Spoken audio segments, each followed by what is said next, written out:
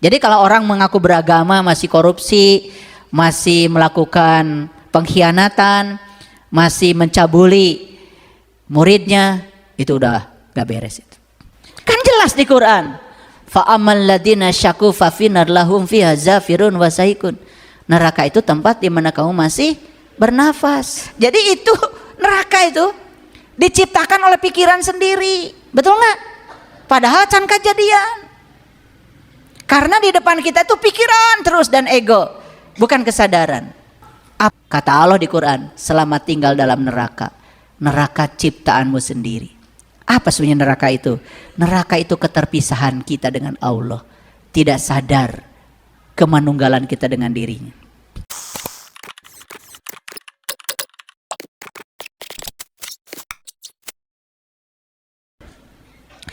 Nah, mengapa banyak orang takut mati?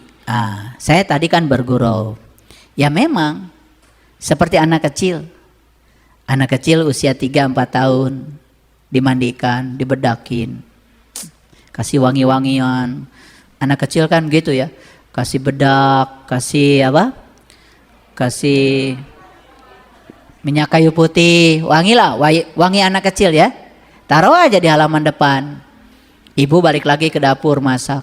Anak udah pergi sama teman-temannya, main di pematang sawah. Asalnya wangi jadi bau, asalnya bersih jadi kotor. Jujur ya, ini anak berani nggak pulang? Nggak berani. Kalaupun berani pulang pasti ke dapur. Betul nggak? Iya, setelah bersih-bersih ke WC baru mau ketemu orang tuanya.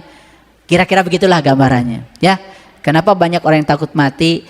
Terlalu banyak dia tersesat dari jalan Tuhan. Terlalu banyak menentang Tuhan. Terlalu banyak menipu Tuhan. Yang ada dalam dirinya dia bohongi. Ya, ingat, lihat saya. Seharusnya setiap orang itu tidak bisa berbohong. Kalau benar ketuhanannya, benar tauhidnya. Jadi kalau orang mengaku beragama masih korupsi, masih melakukan pengkhianatan, masih mencabuli muridnya, itu udah gak beres itu. Tuhan yang ada dalam dirinya aja dia hianati. Paham ya? Oke. Yang kedua, takut akan siksa kubur. Karena gak ngerti.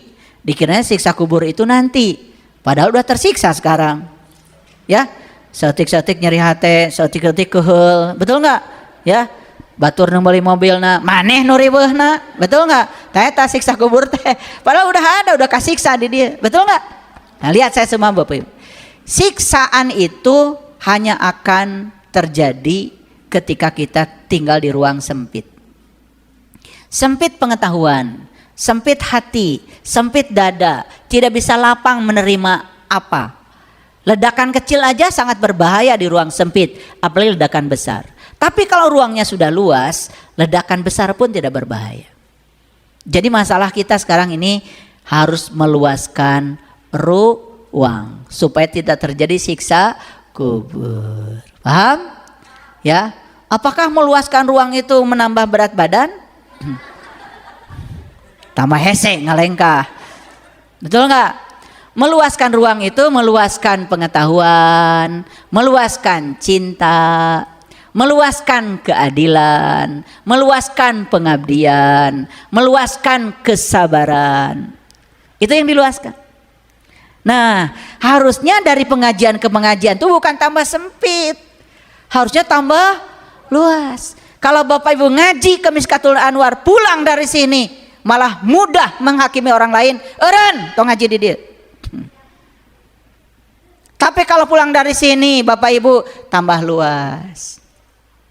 Pasangan mau bicara apa, dah biarkan aja, nggak usah dilayani. Dah kalau nggak dilayani man kege capek. Berarti pulang dari sini itu bener tuh ngajinya, ya. Nah perlahan ya dari surga empernya masuk ke dalam dikit-dikit, ya. Perlahan aja, tidak usah bergerak cepat, yang penting bergerak maju. Saya kemarin menjelaskan catur ya. Nah si pion itu kan kerjanya selangkah, kadang dia melangkah lewat jalan hitam, lewat jalan putih. Kan papan catur mah gitu, hitam dan putih aja. Betul nggak? hitam putih, hitam putih. Tapi kalau dia sabar terus sampai di ujung sini bisa jadi menteri. Begitu jadi menteri, dia jadi gagah. Yang asalnya ngelangkahnya cuma kecil-kecil bisa nembak yang jauh, diagonal, bisa nembak yang jauh secara lurus. Di pinggirnya bisa dimakan, mundur ke belakang bisa. Gagah jadinya. Awalnya cuma pion kecil yang langkahnya kecil-kecil, nggak apa-apa. Kalau sabar terus menerus lama kelamaan juga pasti jadi besar. Kenapa Bapak Ibu takut mati? Takut masuk neraka? Apa nges ayeuna oge?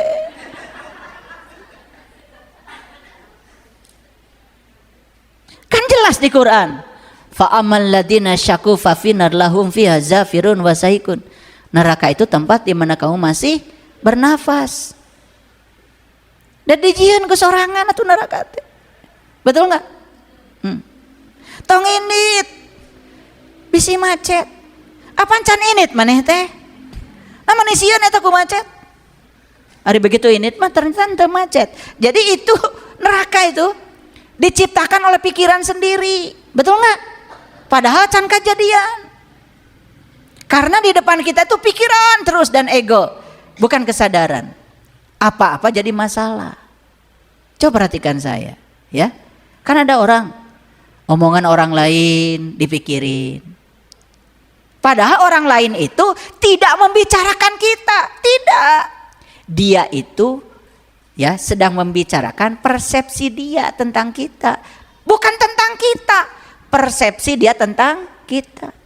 Kenapa mesti dibalas? Itu enggak? Da ibu teh cenah ceuk si anu oge pesek. Nah masih meneriwah. Betul enggak? Langsung ngaca. Oh nya geuning pesek. Cik atuh nu kitu motong di pikiran. Ya.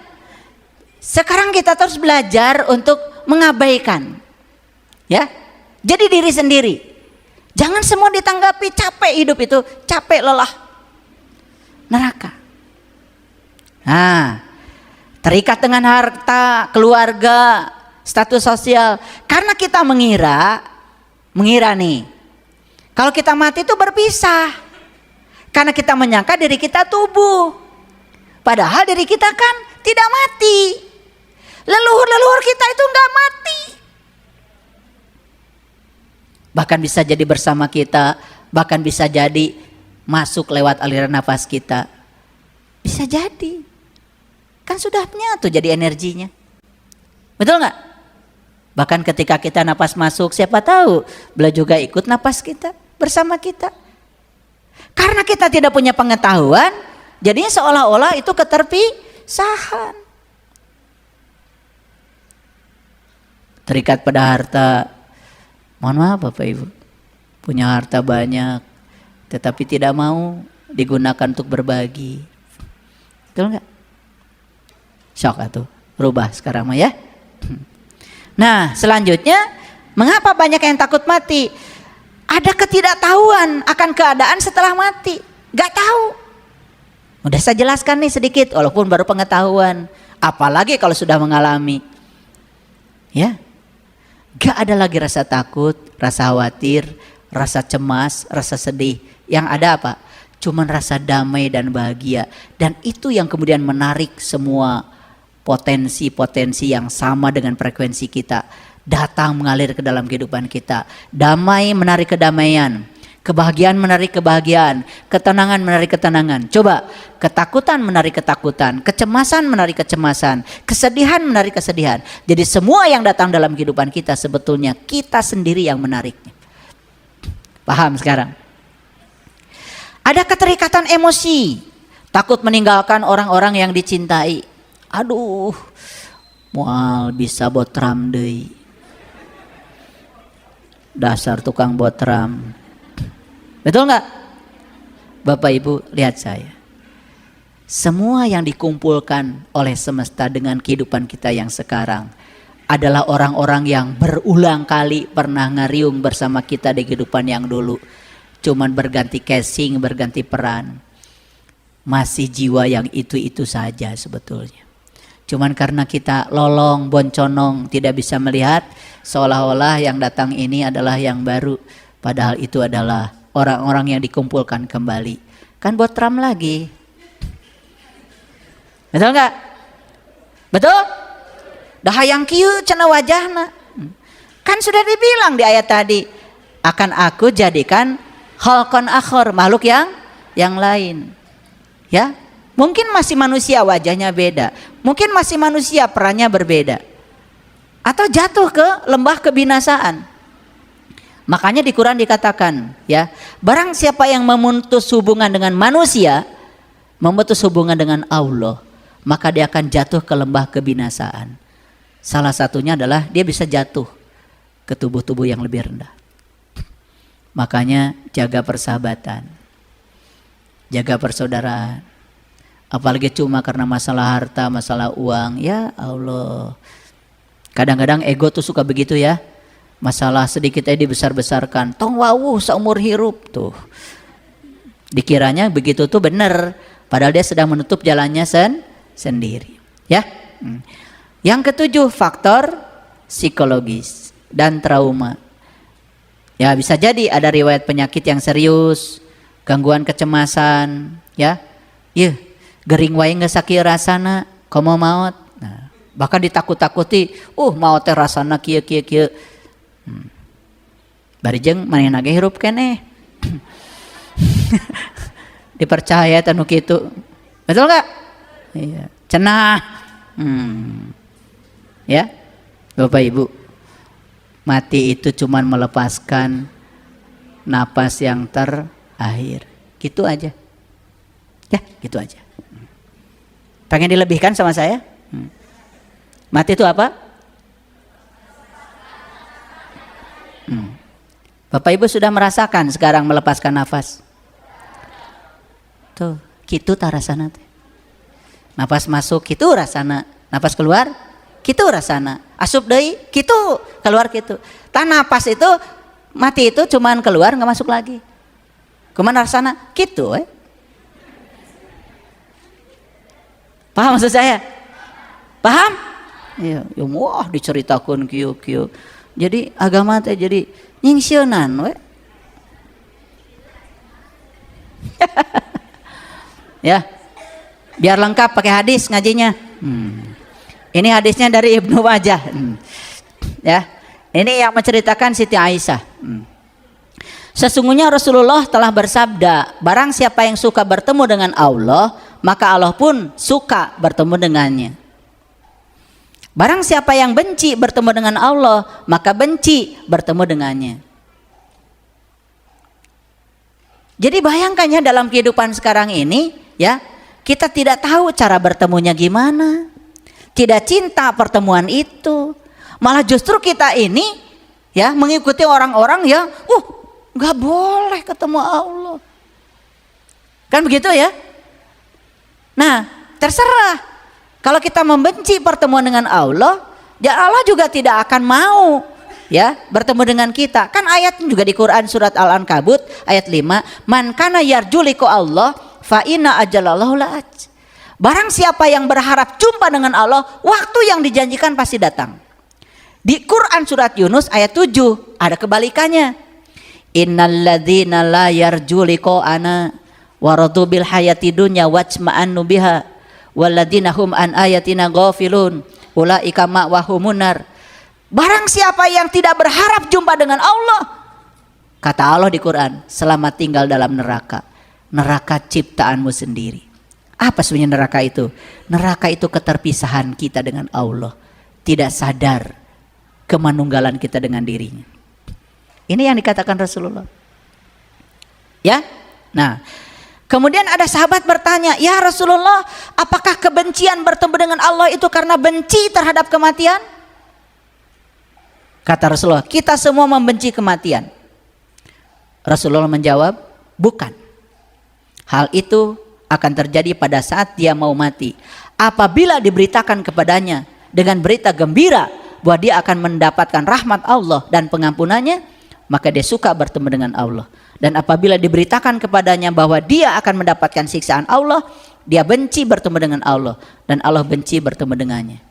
Jadi pelajaran agama itu harus di stop, terutama yang menakut-nakuti, seolah-olah Allah akan menyiksa, mengazab, karena Allah yang maulas, maha asih, maha pengasih, maha penyayang, tidak mungkin mengazab, mengutuk hamba yang dicintainya. Azab dan kutukan itu berasal dari konsekuensi dari pilihan-pilihan kita sendiri.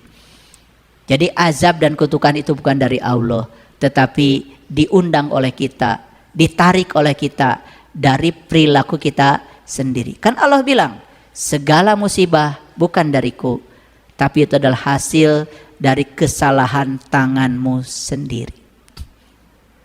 Hebat ya? Ini hadisnya biar lengkap. Ya. Nah, dalam Quran surat Al-Baqarah nih ayat 94, ya, Allah berfirman, ya, katakanlah, jika kamu mengetahui bahwa kampung akhirat itu khusus untukmu di sisi Allah, bukan untuk orang lain, maka inginlah kematian jika kamu memang benar. Ini di Quran itu malah dikatakan kematian itu harus diingini. Bagi siapa? Bagi yang sadar. Karena dia sadar bahwa kampung akhirat, apa akhirat? Masa depan. Betul nggak? Masa depan. Karena dia tahu, ya, masa depan itu dibentuk oleh apa yang dilakukan saat ini. Ya. Jadi sebetulnya menginginkan kematian itu artinya dia tidak takut dengan kematian. Bukan hayang maut. Bukan. Kenapa ibu hayang maut? Caroge. Pika sebelen. Tuh. Nanti akan ketemu lagi caroge yang sama di kehidupan yang akan datang. Leuwih ti kitu. Matakan maning di bereskeun heula teh jeung si eta teh. Ya. Jadi di ayat ini yang namanya menginginkan kematian itu identik dengan tidak takut lagi dengan kematian. Karena apa? Percaya bahwa akhirat itu adalah bentukan kita saat ini. Yuk Bapak Ibu, makanya di sini hari ini seperti ini sekarang, yuk kita mulai, ya. Tidak boleh lagi ada orang yang terluka oleh kata-kata kita. Tidak boleh lagi ada orang yang berkurang kebahagiaannya oleh tindakan kita. Mau nggak saya ajak jadi sumber cinta, sumber sukacita, sumber keberkahan, sumber cahaya. Yuk mulai dari yang kecil di rumah. Mulai dari yang kecil di rumah. Ya, kalau kalian gendong cucu, cucunya nangis, ada masalah tuh. Ya.